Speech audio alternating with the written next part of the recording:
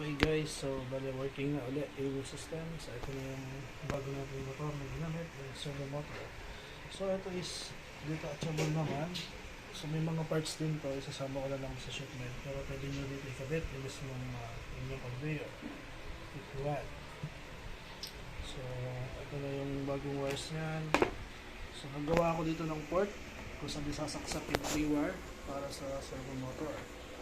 Okay.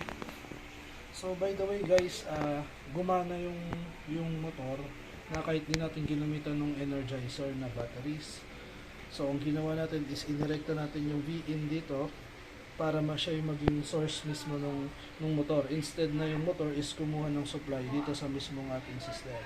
So inirekta natin siya dito sa mismong supply. So gusto kong itry nyo dun sa power supply nyo or dun sa power bank nyo na may solar kung mag-good.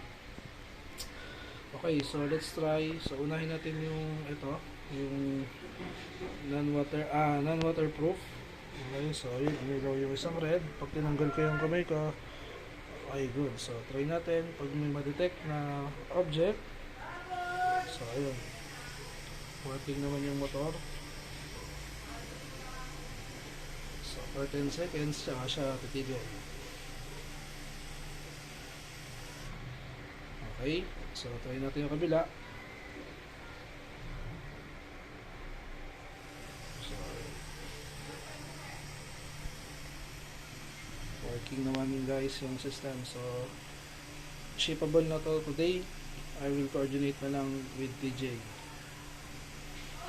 Sama ko guys sa shipment yung mga binili nyo na batteries. Baka magamit nyo pa sa ibang project. So, that's all. Thank you.